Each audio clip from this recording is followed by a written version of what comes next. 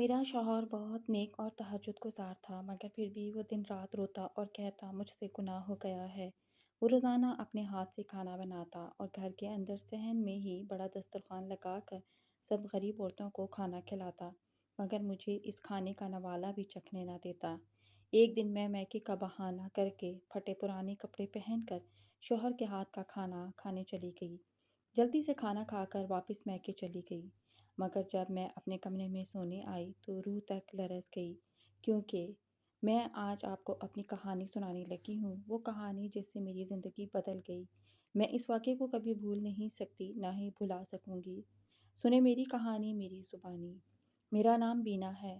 میں اپنے ماں باپ کی اکلوتی بیٹی ہوں۔ میرے دو بھائی ہیں جو کہ میرے والد صاحب اکلوتے بیٹے تھے، تو گھر میں ان کی طرح اکلوتی ہو کر میری بھی ہر بات مانی جاتی تھی، اور کچھ اس لیے کہ میں بہت منتوں مرادوں سے پیدا ہوئی تھی۔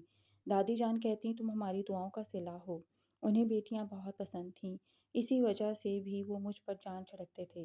دادی جان اور دادا جان میرے پیدا ہونے پر بہت خوش تھے۔ پورے گاؤں میں مٹھائی بانٹی گئی، گاؤں کے غریب لوگوں کو کھانا کھلایا گیا، سب خوشیاں منا رہے تھے۔ میرے بھائی ہر وقت میرے پاس رہتے، میری ہر خواہش پوری کرتے۔ یوں ہی وقت گزرتا گیا، میری ہر چیز ہر خواہش منہ سے نکلتے ہی پوری ہوتی، کیونکہ میرے منہ سے نکلی بات حکم کی حیثیت رکھتی۔ جب میری کالج کی پڑھائی مکمل ہو گئی تو میں نے یونی جا کر پڑھنے کی ضد کی، لیکن اس بار دادا جان نے صاف منع کر دیا۔ مجھے بہت غصہ آیا۔ میری ہر بات ماننے والے انسان نے میری خواہش کی قدر نہیں کی۔ ہمارے خاندان میں بیٹیاں ایسی جگہوں پر نہیں جاتیں جہاں لڑکے لڑکیاں ساتھ بیٹھتے ہوں، اور نہ ہی اتنا پڑھتی ہیں۔ تم نے جتنا پڑھ لیا اتنا کافی ہے، اس لیے دوبارہ ایسی ضد نہیں ہوگی۔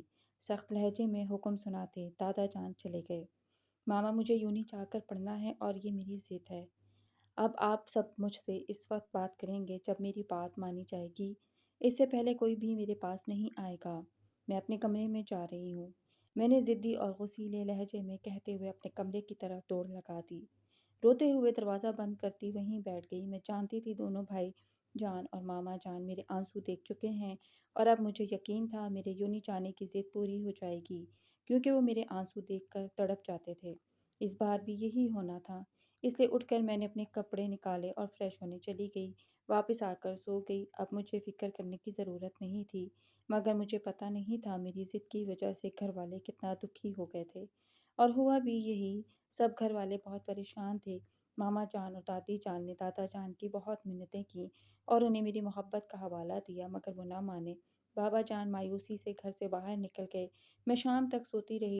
دادی جان دوپہر کا کھانا لے کر آئیں، مگر بار بار دستک ہونے پر بھی اندر سے خاموشی دیکھ کر مایوس ہو کر چلی گئیں۔ آپ کچھ بھی کریں مگر میری بیٹی کی ضد پوری کریں، میں اسے اداس نہیں دیکھ سکتا۔ بھائی جان نے بابا جان کے آگے التجا کی، ابا جان اس بات کی اجازت نہیں دیں گے۔ بابا جان نے افسوس سے کہا میں اپنی بیٹی کو روتا دیکھنے کی ہمت نہیں رکھتی۔ ماما جان نے دکھ سے کہا بیگم آپ جانتی ہیں خاندان والے ہمارا جینا محال کر دیں گے، اس لیے میں بھی مجبور ہوں۔ بابا جان بے بسی سے بولے مجھے کچھ نہیں پتا، مجھے صرف اپنی بہن کی خوشیاں عزیز ہیں، مجھے ذرا برابر پرواہ نہیں خاندان والوں کی۔ چھوٹے بھائی جان نے سرد لہجے میں کہا میں کچھ نہیں جانتا، اس لیے بس کر دیں۔ بابا جان نے غصے سے کہا وہ خود بہت پریشان تھے، اوپر سے ان سب کی باتیں۔ وہ اتنا کہہ کر اپنے کمرے میں چلے گئے۔ اس نے صبح سے کچھ نہیں کھایا، خود کو اپنے کمرے میں بند کیے بیٹھی ہے۔ خدا کا واسطہ یہ سزا نہ دیں میری بچی کو، پہلے ہی وہ بہت کمزور ہے، اگر وہ کھانے پینے سے ضد لگا لے گی تو اس کی طبیعت خراب ہو جائے گی۔ دادی جان نے روتے ہوئے کہا۔ کافی دیر دادی جان یوں ہی انہیں کہتی رہیں، بالآخر وہ مان گئے۔ ٹھیک ہے، اسے اجازت ہے، مگر ایک شرط پر۔ دادا جان ہارتے ہوئے بولے کون سی شرط؟ کیسی شرط؟ اب آپ اپنی بچی کی خوشیوں کے بیچ شرائط رکھیں گے؟ آپ ایسا کیسے کر سکتے ہیں؟ دادی جان نے نفی میں سر ہلاتے کہا وہ وہاں کسی لڑکے سے بات نہیں کرے گی اور پردے کی پابندی کرے گی، یہ میرا حکم بھی ہے اور شرط بھی، حکمیہ لہجے میں کہتے بستر پر لیٹ گئے۔ دادی جان کو تو یہی خوشی کافی تھی کہ میری ضد پوری ہو گئی ہے، اس لیے وہ بھاگی بھاگی میرے پاس آئیں۔ بینا دروازہ کھولو، میرے پاس تمہارے لیے اچھی خبر ہے۔ بینا جلدی کرو، دروازہ کھولو۔ وہ خوشی خوشی دستک دیتی چلا رہی تھی۔ کیا ہو گیا ہے دادی جان؟ मैं नींद खराब होने पर चुटते हुए बेड पर बैठी बोली। उठकर दरवाज़ा खोलकर उन्हें देखने लगी, जो मुझे सामने देखकर गले लगाकर हंसते हुए बोली, तुम्हारे दादा जान ने तुम्हें शहर जाने की इजाज़त दी थी है। अब तुम वहाँ जाकर पढ़ सकोगी और तुम्हारा ख्वाब पूरा होगा इंशाल्लाह। वो खुशी से बता रही थी, जैसे इससे ज़्यादा खुशी किसी चीज़ की ना हो। मैंने पहले कुछ लम्हे उन्हें देखा, फिर खुशी से चिल्लाती इनके गले लग गई। बहुत बहुत शुक्रिया दादी जान, मैं बहुत खुश हूँ। अल्लाह कसम, मेरा बहुत दिल था आगे यूनी जाकर पढ़ने का और मास्टर्स पूरा करने का। मेरा दिल कर रहा है खुशी से झूमने लगूं। मैंने दादी जान को गले लगाते हुए कहा तो वो हंसने लगी। मैंने दादा जान का शुक्रिया अदा किया और उनकी तमाम शराइत मान ली। मेरे यूनी जाने की तैयारियां होने लगी थी। मुझे दादा जान की शराइत से कुछ फ़र्क ना पड़ा, क्योंकि मैं पहले ही लड़कों से बात करना पसंद नहीं करती थी। वहाँ जाकर बात ना करना मुश्किल नहीं था। 1 महीने बाद मैं और भाईजान शहर शिफ्ट हो गए। जाते हुए दादा जान दादी जान ने मुझे बहुत सी दुआएं दी और अपना ख्याल रखने की तायद की। बाबा जान ने अपनी हिफाजत करने का कहा और मामा जान ने खाना वक्त पर खाने के कहा और हर हफ्ते को मिलने आने का वादा लिया। यूं हम शहर रवाना हुए। मेरा दाखिला यूनी में हो गया। मैं यूनी के गेट के पास खड़ी सोच रही थी कि मेरा अच्छा मुस्तकबिल शुरू होने वाला है, मगर मेरी किस्मत तो कुछ और सोच कर मुस्कुरा रही थी। मेरी पढ़ाई शुरू हो चुकी थी। मुझे भाईजान रोज़ खुद यूनी छोड़ते और पिक करते। मुझे यूँ नहीं कि अभी कुछ वक्त ही हुआ था कि एक दिन कैंटीन में मेरी नज़र कोने वाली मेज़ पर गई, जहाँ एक लड़का सर कुर्सी की पुश से टिकाए बैठा था। आंखें छत को घूर रही थीं। मुझे बहुत अजीब लगा, इतना खुश शक्ल नौजवान और यूं अकेला क्यों बैठा है। ये मेरे जहन पर इसके लिए उभरने वाला पहला सवाल था। मैंने सर झटका और उठकर वापस क्लास में आ गई। क्लास में बैठे 5 मिनट गुजरे थे जब वही लड़का अंदर दाखिल हुआ, तो साथ प्रिंसिपल साहब भी थे, जिन्हें देखकर सभी लड़के लड़कियां एहतराम से खड़े हो गए। अस्सलामुअलैकुम वरहमतुल्लाहि वबरकातुहू। बच्चों, ये आपके न्यू प्रोफेसर हैं अदनान सदीकी साहब, इनका वेलकम करें। प्रिंसिपल साहब ने खुश अखलाकी से तारुफ करवाया। Welcome sir. सब ने यक ज़ुबान कहा, thank you so much everyone. Professor साहब ने ज़रा सा मुस्कुरा कर कहा, वो हमें पढ़ाते वक्त बिल्कुल संजीदगी से रहते, मगर जब भी मैं उन्हें अकेला बैठा देखती, मुझे हैरत होती कि ये शख्स ऐसा क्यों है। दिन गुजरते रहे, मेरी पढ़ाई चल रही थी। मैं काफ़ी मसरूफ़ हो गई, अब गाँव जाने का वक्त ना मिलता। एक दिन मैं कैंटीन से सीधा अपनी क्लास में जा रही थी, जब एक कमरे के बाहर बेसाख्ता कदम थम गए। दरवाजे के ऊपर लगे गिलास से जब अंदर नज़र गई तो पैरों तले ज़मीन निकल गई। चेहरे पर पसीने छूटने लगे। मैं जल्दी जल्दी कदम उठाती तकरीबन भागते हुए बाहर निकली। यूनी गेट से निकलती रोड पर चढ़ने लगी, तेज़ तेज़ कदम उठाती घर की तरफ जाने लगी। बार बार इस कमरे के अंदर का मंजर आंखों के सामने फिल्म की तरह चल रहा था। बीना, बीना, मुझे अपने पीछे से किसी की पुकार की सुनाई दी। मैंने पलट कर देखा तो हया, मेरी क्लास फेलो और दोस्त, मुझे रुकता देखकर घुटनों पर हाथ रखे सांस ले रही थी। अरे लड़की, पागल वागल हो गई हो, दिमाग खिसक गया है क्या, जो यूं भाग रही हो चलती सड़क पर। वो सीधी होती मुझ पर चिल्लाने लगी, क्या हुआ बीना, इतनी परेशान क्यों लग रही हो। इसने मेरे चेहरे को देखते अब की बार नरमी से पूछा। पहले मेरा दिल किया इसे सब बता दूं, मगर फिर ज़मीर की मलामत करने पर ज़ुबान पर ताला लगा लिया। अब बोल भी पड़ो। वो गुस्से से बोली। मुझे चुप देख कर, कुछ नहीं, बस सर दर्द कर रहा था, इसलिए जल्दी जल्दी घर पहुंचना चाहती हूँ। मैंने बहाना बनाया। अच्छा चलो, मैं छोड़ देती हूँ, वैसे भी मैं घर जा ही रही हूँ। इसने अपनी गाड़ी की तरफ इशारा करते कहा, नहीं यार, मैं चली जाऊंगी। मैंने इसे टालना चाहा। मुझे डर था कहीं बाबा जान या दादा जान को मेरा ऐसे किसी की गाड़ी में घर जाना बुरा लगा तो कहीं वो मेरा यूं नहीं जाना बंद ना करवा दें। अरे यार चलो, क्या बहस कर रही हो इतनी सर्दी में। इसने मेरा बाजू पकड़ते ज़बरदस्ती मुझे गाड़ी में बिठाया और घर की तरफ रवाना हो गई। वो सारे रास्ते बोलती रही, जबकि मेरा दिलो दिमाग तो अभी तक यूनी के इसी कमरे में था। आखिर ऐसा क्यों हो रहा था वहाँ, यही सवाल बार बार कानों में गूंज रहा था। जब हया ने मेरा कंधा हिलाया, घर आ गया तुम्हारा, इसने बाहर की जानिब इशारा किया। हाँ अच्छा, मैं चलती हूँ, मैंने कहते साथ ही गाड़ी से निकलना चाहा, जब इसने मेरा हाथ पकड़ लिया। बीना, ज़्यादा तबीयत ख़राब है तो अस्पताल चलते हैं, हया ने हमदर्दी से कहा। तो मैंने मुस्कुरा कर इसे देखा। नहीं, बस ज़रा सा दर्द है, चाय पीऊँगी तो ठीक हो जाऊँगी, फ़ी अमान अल्लाह, मैंने कहा। तो वो भी जवाब देती चली गई। अंदर आते ही पहले मेडिसिन ली, फिर सोने चली। अभी सोए कुछ देर ही गुजरी थी जब एकदम आंख खुल गई। वीरान घर में खुद को अकेला महसूस करके मुझे खौफ महसूस होने लगा। मैंने भाईजान को कॉल की और जल्दी घर वापस आने का कहा, तो वो 15-20 मिनट तक घर लौट आए। उन्होंने बहुत पूछा, क्या हुआ, डरी हुई क्यों लग रही हो। पहले मैंने बताने का सोचा मगर नहीं, वो अगर ऐसा कुछ जान लेते तो मुझे लेकर वापस गाँव चले जाते और इससे मेरा मुस्तकबिल ख़राब हो जाता। यही सोचकर मैंने भाईजान को बताने का इरादा तर्क कर दिया, तो वो चुप हो गए। मैंने भी इस सब को भुलाने की कोशिश शुरू की और दोबारा अपना पूरा ध्यान पढ़ाई पर लगाने लगी। कोशिश करती कि जल्द से जल्द अपना सारा काम ख़त्म करके घर वापस आ सकूं। यूनी में पूरा वक्त हया के साथ रहती और ख़ुद को महफूज समझने लगती। मगर अफसोस मैं तब भी महफूज ना थी। कुछ दिनों तक मैं इस बात को भूलने में कामयाब हो गई और ध्यान पढ़ाई पर देने लगी। मेरा थर्ड सेमेस्टर मुकम्मल हो गया तो मैं गांव सबसे मिलने चली गई। छुट्टियां गुजर रही थी। बाबा जान, मम्मा जान, दादा जान और दादी जान हर वक्त मेरे पास होते, मुझसे बातें करते रहते। इसी तरह मेरी छुट्टियां गुजर गईं और अब मैं सिर्फ एक हफ्ता यहाँ थी। जब कुछ लोग घर आए, मैं कमरे में बैठी हया से बात कर रही थी। जब मुलाजमा इजाज़त लेकर अंदर आई, बीबी जी बाहर सब आपको बुला रहे हैं, वो कह कर चली गई। मैंने कॉल कट की और कपड़े बदल कर बाहर निकली। अस्सलामुअलैकुम वरहमतुल्लाहि वबरकातुहू। मैंने अंदर दाखिल होते अदब से सलाम किया। मेरी आवाज़ पर सबकी नज़र मुझ पर उठी। वालेकुम अस्सलाम वरहमतुल्लाहि वबरकातुहू। अरे बेटा, वहाँ क्यों खड़ी हो? यहाँ आओ मेरे पास। वो खातून खुले दिल से बोली तो मैंने बाबा जान को देखा, फिर मामा जान को। दादी जान ने इशारे से मुझे बैठने का कहा तो मैं उनसे ज़रा फासला रखकर बैठ गई। वो तो मुझ पर निहार हुई जा रही थी, बार बार मुझे प्यार कर रही थी। मुझे गुस्सा आने लगा था। मैंने चिढ़कर अम्मा जी की तरफ देखा तो वो मुझे खामोशी से बैठे रहने का इशारा करने लगी। बिना जाओ जाकर देखो मुलाजमा काम कर रही है कि नहीं। दादी जान मुझे गुस्सा होता देखकर बोली तो मैं तशक्कुर से उन्हें देखती वहां से निकलकर वापस अपने कमरे में आ गई। लैपटॉप लेकर नावल पढ़ने लगी और ऐसा मगन हुई कि बस पता ही ना चला। वक्त गुजरने का मामा जान कुछ देर बाद मेरे पास आई। मैं उस वक्त लैपटॉप पर गेम खेल रही थी। उन्हें आता देखकर लैपटॉप एक तरफ रखा और सीधी होकर बैठी। वो सामने सोफे पर बैठ गई। मैं उठकर उनके पास जाकर बैठ गई। बीना, तुम्हारी खुशी हमें सबसे ज़्यादा अजीज़ है। तुम जो चाहोगी वही होगा, मगर तुम्हें पता है हम तुम्हारे लिए बुरा नहीं सोचेंगे। वो तमहीद बांध रही थी। मैंने हैरत से उन्हें देखा। वो किस खुशी की बात कर रही थी। मामा जान, आपको जो कहना है साफ साफ कहिए। मैंने इनका हाथ पकड़ते कहा तो जैसे इनको हिम्मत मिली हो।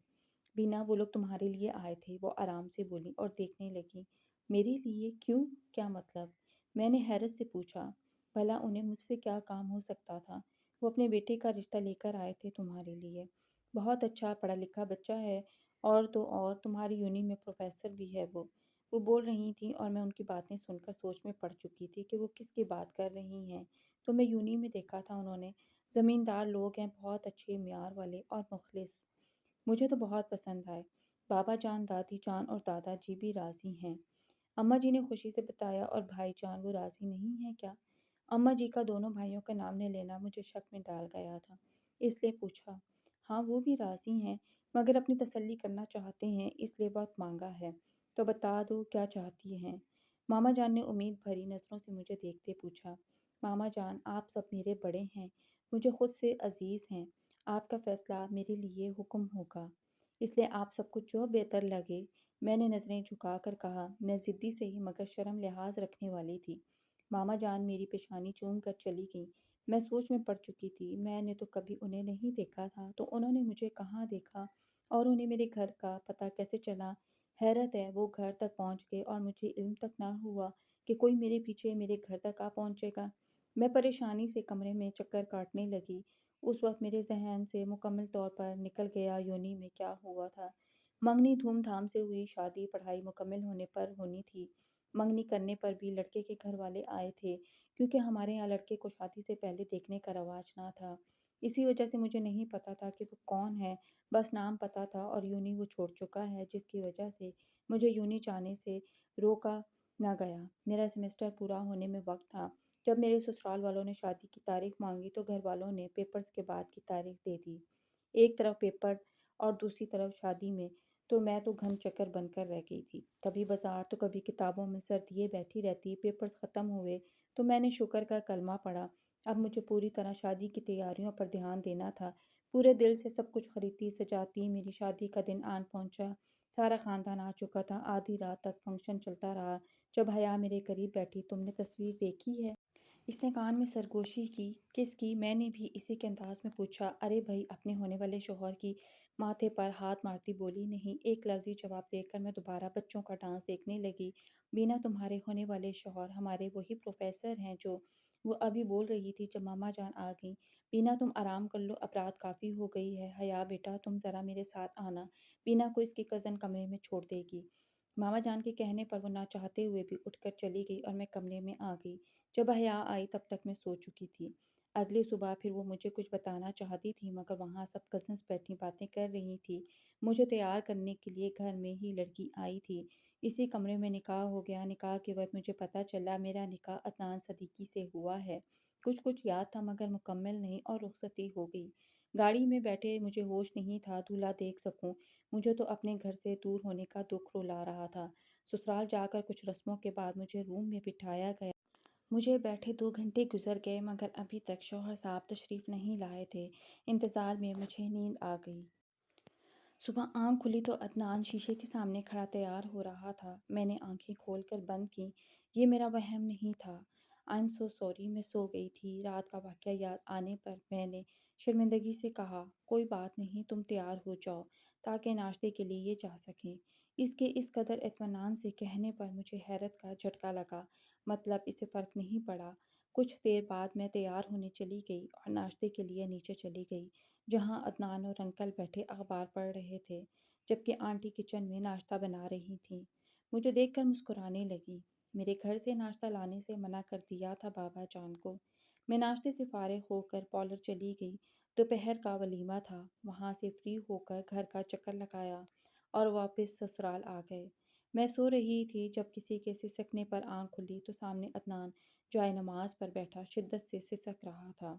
नज़र घड़ी पर पड़ी तो वक्त नमाज तहज्जुद का था। मुझे अदनान को यूं रोता देखकर हैरानी हो रही थी। वो ऐसे क्यों रो रहा था? मैं उठकर इसके पास गई। अदनान, क्या हुआ आपको? क्यों रो रहे हैं? क्या कोई बुरा ख्वाब देखा है? मैंने इनके कंधे पर हाथ रखते पूछा तो वो मुझसे लिपट कर रोने लगा। मैंने बहुत बड़ा गुनाह किया है बीना। अल्लाह मुझे कभी माफ़ नहीं करेगा। वो रोते हुए बोला। मुझे झटका लगा। ऐसा कौन सा गुनाह किया था इसने? मैंने खुद को इसके हसार से निकाला और इसे लेकर बेड पर बैठ गई। ऐसा क्या कर दिया आपने जो यूं कह रहे हैं? मैंने इनके आंसू साफ करते पूछा। बहुत बड़ा गुनाह किया है मैंने। वो फिर से वही बोला। अल्लाह तो रहीम है, वो माफ़ करने वाला है। भला वो क्यों माफ़ नहीं करेगा आपको? मैंने प्यार से कहा। मेरे लाख पूछने पर भी अदनान ने मुझे अपने गुनाह का नहीं बताया। रोते रोते वो सो गया और मैं भी फजर पढ़कर सो गई। अगली सुबह फिर फजर पढ़कर वो यूं ही रोता रहा। मुझे समझ नहीं आ रहा था मैं क्या करूं, कैसे इसे चुप करवाऊं। इसी सोच में मैं उठकर कमरे से बाहर आ गई, जहां मेरी सास साहिबा नाश्ता बनाने की तैयारी कर रही थी। सोचा इनसे पूछ लूं, मगर फिर सोचा वो अपने बेटे के लिए परेशान होगी। मैंने इनकी मदद करना चाही, मगर उन्होंने नरमी से मना कर दिया। शाम को असर के बाद मैं किचन में गई। हैरत की इंतहा ना रही जब चूल्हे के करीब खड़े अदनान को देखा, जो खाना बना रहा था। अदनान, कुछ चाहिए था तो मुझे बता देते, मैं बना देती। मैंने इनके हाथ से चम्मच लेना चाहा, मगर वो पहले ही हाथ पीछे कर गए। नहीं, मैं कर लूँगा, तुम जाओ। इसने इस लहजे में कहा कि मैं किचन से निकलकर कमरे में चली गई। इसकी बेरुखी पर रोना आने लगा। आज तक किसी ने मुझसे यूं रूखे लहजे में बात नहीं की थी। थोड़ी देर बाद बाहर निकली तो सहन में कपड़ा बिछा था। मेरे देखते देखते ही इस कपड़े पर औरतें बैठने लगीं, यहाँ तक कि वो पूरी तरह औरतों के हजूम में गुम हो गया। अदनान ने सबके आगे खाना रखना शुरू किया। मेरा दिमाग अब सच में घूमने लगा था। मैंने अदनान से पूछा तो वो खामोश रहा। वो सब चली गईं। ये तुम क्या कर रही हो? मुझे खाना निकालते देखकर अदनान तेजी से मेरे हाथ से प्लेट छीनते बोला। खाना निकाल रही थी, भूख लगी है। मैंने नॉर्मली कहा, तुम ये नहीं खा सकती। इसने सख्ती से कहा, क्यों? अब मुझे गुस्सा आने लगा था इसकी हरकतों पर, क्योंकि मैं कह रहा हूँ। इसने कहते ही मेरा हाथ पकड़ा और मुझे कमरे में ला कर छोड़ा। तब तक बाहर मत निकलना जब तक मैं ना कहूँ, वो कहकर चला गया। मैं परेशान सी वहीं खड़ी रह गई। यूं हर रोज़ असर के बाद औरतों को खाना खिलाया जाता और मुझे इस खाने से दूर रखते। मुझे अब तशवीश होने लगी थी कि हो क्या रहा है। अदनान का रोना, रोज़ औरतों का घर आना, मुझे इस खाने से दूर रखना। मैंने सोच लिया कि मुझे इस रात से पर्दा उठाना है। मैंने अदनान से झूठ बोला कि मैं मामा जान की तरफ जा रही हूँ और घर से निकल आई। फटे पुराने कपड़े पहन कर वापस गई और खाना खाकर निकल आई। कपड़े बदले तो घर गई। मैं अभी तक सोच रही थी कि मुझे क्यों नहीं खाने देते थे। وہ کھانا مجھے کچھ نہیں ہوا، وہ کھانا کھا کر میں سونے کے لیے کمرے میں چلی گئی۔ ابھی دروازے تک پہنچی تھی جب اندر ہوتی گفتگو سن کر جان لرز گئی۔ مجھے لگا میں یہیں گر کر مر جاؤں گی۔ عدنان کے گناہ سے پردہ اٹھ چکا تھا۔ ابھی مجھے یونی کے اس کمرے کے اندر ہونے والا کارنامہ یاد آیا۔ مطلب عدنان ایک گنہگار آدمی تھا۔ وہ کیسے کسی کی زندگی برباد کر سکتا تھا؟ عدنان نے ایک لڑکی سے ناجائز تعلق بنایا جس کی وجہ سے اس لڑکی نے خودکشی کی، اور اب عدنان اپنے گناہ کی وجہ سے بے چین تھا۔